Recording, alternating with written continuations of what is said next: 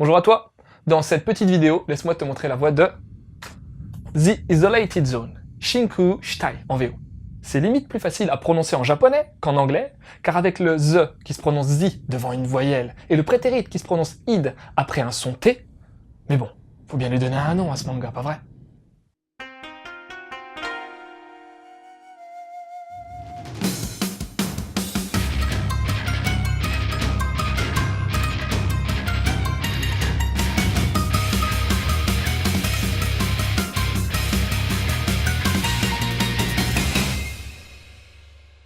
Ah, le Japon, terre de tous les contrastes.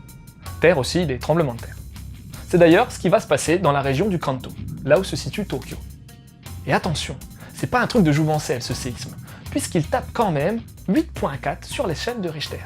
En gros, ça donne ça. Enfin, tu vois quoi. Mais ce tremblement de terre, c'est encore pas le pire, car au même moment, t'as une équipe de chercheurs qui étudie une espèce de virus nommé Z. Et pas besoin d'avoir fait Saint-Cyr pour comprendre que Z va se propager dans la nature.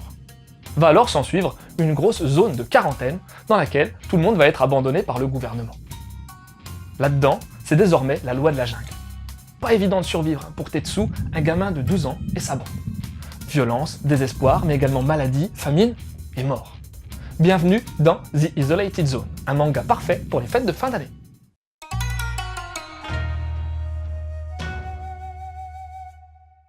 Quand j'ai feuilleté ce manga, j'étais vraiment content de trouver un titre avec un style graphique pareil, fleurant bon les shonen neketsu du début des années 80. Mèche sur les yeux, nerfs troussés, intensité des émotions dans les regards. On est face à un trait à mi-chemin entre du Kurumada et du Takahashi Rumiko avec plus de style en plus. Simple, mais intense. Pour les décors, c'est un peu sommaire. Tu vas me dire que c'est normal vu que tout est pété à cause du tremblement de terre. Mais bien que soigné et détaillé, j'ai trouvé les arrière-plans trop similaires et ne remplissant pas une de leurs fonctions premières, à savoir la localisation spatiale. Mais j'en reparlerai ultérieurement. Pour le Nemu, on peut pas dire qu'il soit dégueulasse. Au contraire. On a en face de nous un bon travail de mise en case avec de la variété et du dynamisme. T'as pas mal de coupes en biais et, même si t'as pas de pleine page ni de double page, la taille des cases est souvent assez conséquente pour apporter un plus au dessin. Les angles de vue sont eux aussi variés, mais les compos dans les cases un peu trop simplistes. Au niveau de l'éditeur, c'est H2T qui publie ce titre. Si tu connais pas cette boîte d'édition, il y a tout de même 2 ou 3 choses à savoir, notamment le fait qu'ils publient principalement du global manga et qu'ils prônent également la prépublication numérique via leur plateforme Weekly Comics. Et pour ta gouverne, sache aussi que depuis quelques mois, Pika a racheté la boîte. Perso, j'ai été surpris de voir un titre japonais sortir chez H2T. La cover, bien que différente de celle en VO, est assez agréable et met bien en avant le personnage principal de la série. Tu auras d'ailleurs une cohérence graphique entre les jaquettes puisque le volume 2 montre également un perso en gros plan. La finition globale est satisfaisante avec les belles zones au Jap conservées et discrètement traduites, ainsi qu'une adaptation en VF bien dans le ton de la série. Pas de page couleur ni de bonus particulier, mais quelques pubs en fin de volume.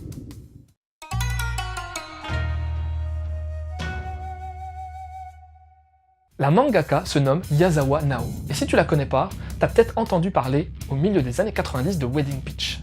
C'est un shoujo qui a bien cartonné à l'époque. Tellement bien qu'il y a eu un animé et même des jeux vidéo en lien. Désormais, la mangaka est prof dans plusieurs écoles de manga au Japon, mais aussi à l'international. The Isolated Zone est une œuvre au profil bien plus particulier. À la base, il s'agit d'un doujinshi. C'est quoi? C'est quand un manga débute dans un circuit éditorial moins conventionnel qu'à l'accoutumée. Traduction, c'est du fanzine quoi. Yazawa Nao a débuté Shinku Shitai en 80 et elle a mis pas loin de 20 ans pour finir son histoire qui, au final, n'a pas encore été éditée au Japon. Dans les différentes publications parlant de Yazawa, tu trouveras que la mangaka kiffe de grands noms du manga et que The Isolated Zone s'en inspire. Mais ce que j'en ai pensé de ce volume 1, c'est qu'il est complètement loupé narrativement parlant. T'inquiète, je vais développer. Bon, commençons par le commencement, à savoir le pitch de départ.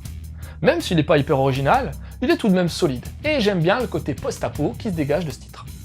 Mais t'as un paquet de détails qui font que l'histoire est fouillie de chez fouillie. Déjà, les personnages. J'ai beau bien aimer le trait, n'empêche que tous les protagonistes se ressemblent graphiquement. Heureusement, t'as tout de même Tetsu qui arbore un bandeau sur le front. Sinon, même pour lui, ça aurait été dur de le différencier. Surtout qu'au niveau des personnalités, t'as pas de grosses spécificités. J'ai aussi eu pas mal de difficultés à voir qui étaient les nanas et les mecs par moment. L'univers présenté est dur et violent, mais à mon sens, il manque tout de même un peu d'émotion. T'en as, mais bon, je trouve que les personnages s'entretuent un peu trop facilement à mon goût. Si on en restait là, ce titre figurerait simplement parmi les titres corrects, mais pas indispensables.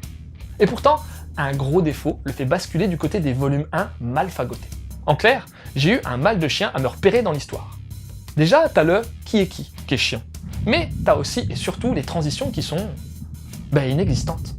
Concrètement, le manga délocalise sa narration trop souvent d'un personnage à un autre, d'un lieu à un autre, d'une action à une autre, sans te le faire sentir. Au final, tu sais plus trop qui fait quoi, où t'es, qu'est-ce qui se passe. C'est hyper gênant dans le fil narratif et t'es grave perdu. Après, faut bien considérer ce titre initialement comme un doujinshi d'une mangaka débutante. Ouais, elle a commencé à écrire ce titre alors qu'elle n'était qu'étudiante. Pour conclure, je te dirais bien que ce volume 1 de The Isolated Zone sent bon le titre old school graphiquement, mais qu'il souffre également de grosses lacunes narratives. Après, j'ai quand même envie de lui laisser sa chance, car la mangaka n'est pas n'importe qui, et je pense vraiment que la structuration de l'histoire va grandement s'améliorer au fil des 8 volumes de la série. Wait and see. Et niveau conseil, comment parler d'enfants dans un monde post-apo et ne pas évoquer Akira, un incontournable du manga que tout fan se doit d'avoir lu. C'est juste génial. Après, t'as aussi le manga Survivant de Saito Takao, qui va te montrer un peu ce que pourrait donner la vie dans un Japon ravagé par un tremblement de terre. Enfin, pour en savoir plus sur la mangaka, pourquoi ne pas mater l'adaptation animée de Wedding Peach? Rien à voir avec The Isolated Zone cependant, puisque là, on va te parler de lycéennes qui vont obtenir le pouvoir de se transformer en justicières costumées grâce à la magie du mariage. Ouais, cherche pas. Voilà, c'était Lou, j'espère que cette petite chronique t'aura donné envie de lire The Isolated Zone.